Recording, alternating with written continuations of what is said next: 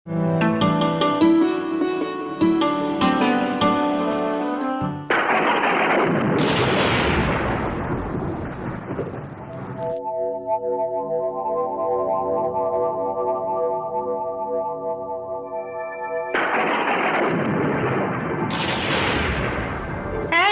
আবার বাইরে যাচ্ছিস? ওমা, যাই না একটু। না না, একদম না। বাইরে কেমন বিদ্যুৎ চমকাচ্ছে দেখছিস না? এক্ষুনি ঝড় উঠবে। ঝড় উঠলেই তো গাছ থেকে টপাটপ আম পড়বে। কি দোষী ছেলে রে তুই, এই ঝড়ে আম কুড়াতে যাবি? জানো মা, বিশ্বাস কাকুদের বাগানে যে বড় আম গাছটা আছে, ঝড় উঠলেই কাঁচা পাকা সব আম পড়ে। তাড়াতাড়ি না গেলে যে বাকিরা সবাই আম কুড়িয়ে নেবে। নিগ্গে, বিশ্বাসদের বাগান তো বাগান নয়, পুরো জঙ্গল।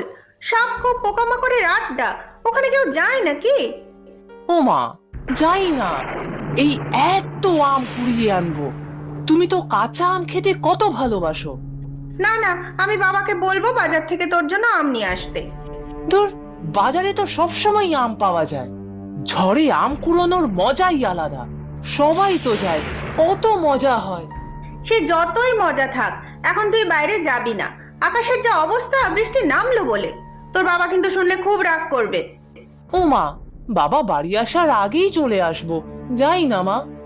না বললাম তো, বৃষ্টিতে ভিজলে শরীর খারাপ করবে, জ্বর আসবে। সামনেই না তোর পরীক্ষা, যা পড়তে বস। উফ, এই পড়া আর পরীক্ষা ভালো লাগে। বেলাতেও কেউ বিশ্বাসদের ওই ছাড়া পোড়ো বাড়ির আশেপাশে যায় না, আর তুই নাকি যাবি আম কুড়াতে?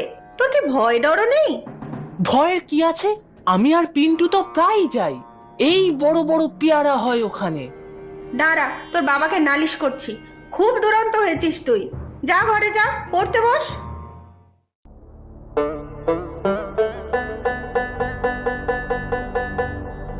কিরে, চুপচাপ বসে আছিস কেন? জোরে জোরে পড়। পড়ছি তো। কি পড়ছিস সে তো দেখতেই পাচ্ছি। সেই তখন থেকে বাইরে যাওয়ার জন্য ছুকছুক করছিস। এই হ্যারিকেনটা রেখে গেলাম। বাইরে কি খুব মেঘ ডাকছে মা? হ্যাঁ, শুনতে পাচ্ছিস না? জোরে জোরে পড়। আমি রান্নাঘরে গেলাম, ওখান থেকে যেন শুনতে পাই।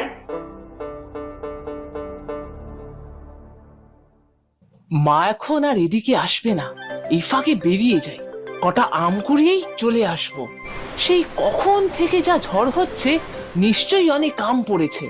পকেটে করে ছোট ছুরি আর একটু নুন নিয়ে যেতে হবে। উফ, ভেবেই জিভে জল আসছে। টক টক কাঁচা মিঠা আম। না, মা এদিকে নেই। খিড়কি দরজা দিয়ে বেরিয়ে পড়ি।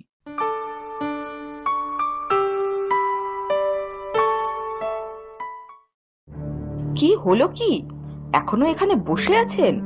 জামা কাপড়গুলো কে কাচবে শুনি?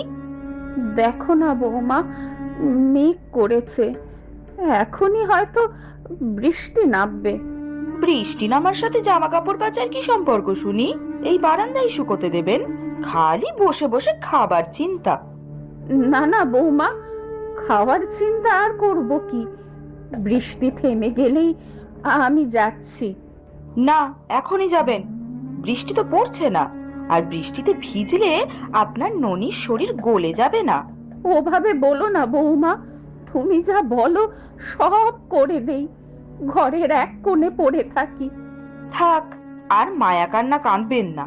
ছেলের টাকায় বসে বসে খাবেন, ঘরের কাজ তো করতেই হবে। কতদিন খোকাটাকে দেখি না, কবে যে আসবে। ও, ছেলে এলে বুঝি আমার নামে নালিশ করার মতলব? আমি কিছু বলবো না বৌমা, বিশ্বাস করো। আপনার ছেলে তো কাজ নিয়েই থাকে, মনের আনন্দে শহরে পড়ে আছে, আর আমার ঘাড়ে গছিয়ে দিয়ে গেছে আপনাকে। অসহ্য। আমারই অদৃষ্ট, ঠাকুর আমাকে মরণও দেন না। ঢং দেখে আর বাঁচি না। যান যান, পুকুর থেকে কাপড়গুলো কেচে আনুন, না হলে দুপুরে ভাত জুটবে না, এই বলে দিলাম।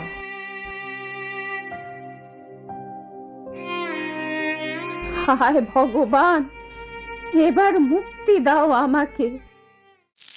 ইস, আবার বৃষ্টিটা শুরু হয়ে গেল। এই তো কতগুলো আম পড়েছে। ভাগ্যিস পকেটে করে একটা থলি এনেছিলাম, ভরে নেই।